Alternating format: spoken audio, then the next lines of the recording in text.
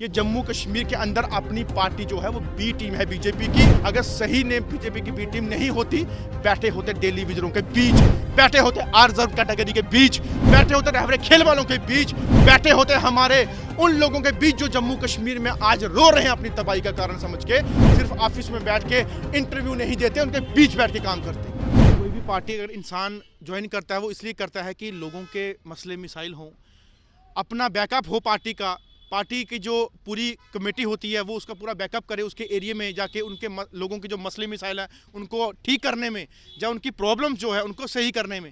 लेकिन यहाँ पे जब भी हम लोगों के मसले मिसाइल लेके उनके पास गए तो वहाँ पे हमें अनदेखा किया गया, इग्नोर किया गया। और जम्मू कश्मीर के अंदर एक मेकअप वाली राजनीति हमें नहीं चाहिए। एक मेकअप जो है आर्टिफिशियल मेकअप जिसको हम बोलते हैं, वैसा नहीं हमें चाहिए कि सिर्फ ऊपर से मेकअप कर दिया तो अंदर से वही काला चेहरा, वो हमें नहीं चाहिए था। जिसके चलते मैं इस पार्टी से काफ़ी 5 या 6 महीने से खफा था कि जो चीज़ होनी चाहिए, जो पार्टी को करना चाहिए, वो उन्होंने आज तक किया नहीं। सिर्फ और सिर्फ यही बताते गए अपनी पार्टी है, सबकी पार्टी है, उसकी पार्टी है। अपनी पार्टी कहने से नहीं होती, प्रैक्टिकल करने से होती है। मुझे बता दीजिए, आप आरसपुरा बेल्ट में या बॉर्डर में जाएं, यहाँ की बेल्ट में जाके देखिए कि अपनी पार्टी ने कौन सा काम कर दिया, कौन सा काम जम्मू कश्मीर के अंदर इतना बड़ा कर दिया कि अपनी पार्टी के लोग गुन गाएं। इन्होंने सिर्फ और सिर्फ जो कहते हैं ना मतलब कि बटरिंग करने वाला काम वही लोगों के साथ किया, बाकी और कुछ भी नहीं किया। और मैं जब एक स्टेट यूथ कोऑर्डिनेटर होने के नाते जब मेरी कदर नहीं हुई तो आम जनता की, गरीब लोगों की कदर कैसे होगी? जब इन्होंने मेरी रिस्पेक्ट नहीं की तो उनकी रिस्पेक्ट कैसे करते?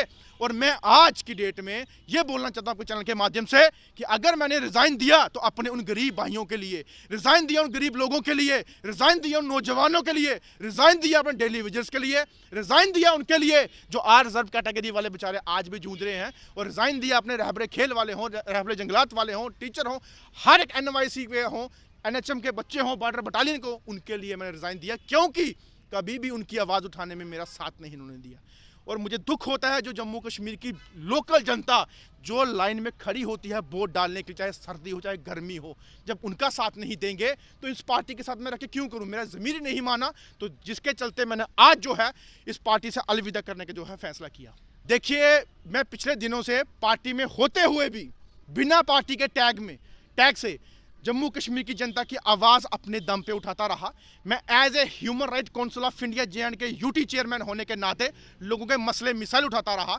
मैं as a social activist J&K youth leader होने के मुताबिक मैं लोगों के मसलों के बीच बैठ के उनकी उजागर करता रहा, चाहे दिल्ली तक हो, जंतर मंतर तक मैंने वहाँ पर जाके प्रोटेस्ट किया। लेकिन अब मैं पार्टी से कोई भी वास्ता नहीं रखूंगा, किसी भी पार्टी से।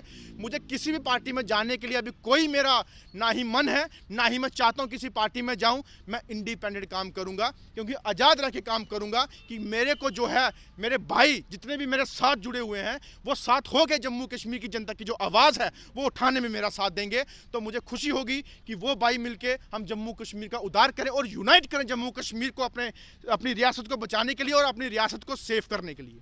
बिल्कुल बिल्कुल, मैं आरसपुरा जम्मू साउथ जो असेंबली सीट्स है वहां से इंडिपेंडेंट जो है वो लड़ने की तैयारी कर रहा हूं, और लोगों के साथ जो मसले उनके हैं वो उठाने की बात कर रहा हूं। घरों में जा के उन गरीब, उन मजलूम लोगों की जो है वो हालात देख के उनके साथ बैठ के बात करता हूं कि आपके लिए पार्टी कोई हो चाहे ना हो, बट सन्नी कांचीबा आपके साथ है, हमेशा आपके साथ रहेगा। उन नौजवानों के लिए जिनको आज भी एक गांव का समझ के वहां पे दबाया जाता है, लेकिन उनको उजागर करके मैं बाहर लाऊंगा। हमारे जैसे कोयले की खान में हीरे होते हैं, वैसे ही गाँव के दूर दराज इलाके के जो लड़के हैं वो भी हीरे हैं। उन हीरों को मैं लेके आऊँगा जम्मू कश्मीर के बीच, और उनका भी नाम उजागर करूँगा। और जो लोग जूझ रहे हैं आज, हमारे लोग बेचारे, चाहे जिसका मकान नहीं है, जिसको मकान नहीं मिला, रोजगार नहीं मिला, राशन नहीं मिलता, इनकी तरफ से कुछ सुविधाएं नहीं मिलती, वो सन्नी कांचीबा जो है वो उनको दिलाने का काम करेगा और उनके साथ होके जम्मू कश्मीर की आवाज़ बन के दिखाएगा। बी टीम नहीं होती तो जो मसले जम्मू कश्मीर में चल रहे हैं ये सिर्फ ऊपर से नहीं उठाते, लोगों के बीच बैठ के काम करते। वाकई में मुझे लगता है कि आज की टाइम में ये जम्मू कश्मीर के अंदर अपनी पार्टी जो है वो बी टीम है बीजेपी की। मुझे काफ़ी लोगों ने पहले बोला, मैं डिफेंड करता रहा, लेकिन आज जाके मुझे बोलने का मौका मिला कि वाकई में ये बीजेपी की बी टीम है। अगर सही नेम बीजेपी की बी टीम नहीं होती, बैठे होते डेली विजरों के बीच, बैठे होते रिजर्व कैटेगरी के बीच, बैठे होते रहवरे खेल वालों के बीच, बैठे होते हमारे उन लोगों के बीच जो जम्मू कश्मीर में आज रो रहे हैं अपनी तबाही का कारण समझ के, सिर्फ ऑफिस में बैठ के इंटरव्यू नहीं देते, उनके बीच बैठ के काम करते। देखिए, जम्मू कश्मीर के अंदर तानाशाही वाली, बाबूशाही वाली जो सरकार है वो इस टाइम चल रही है। और हमारे एलजी एडमिनिस्ट्रेशन या एलजी साहब ने एक उनको पहले बयान में बोल दिया है कि आप कश्मीर जाएंगे तो आपकी तनख्वाह जो है, सैलरी जो है वो रिलीज होगी। मुझे बताइए एलजी साहब, आपने वो मजबूर तो कर दिया उन कश्मीरी पंडित भाइयों को वहां जाने के लिए।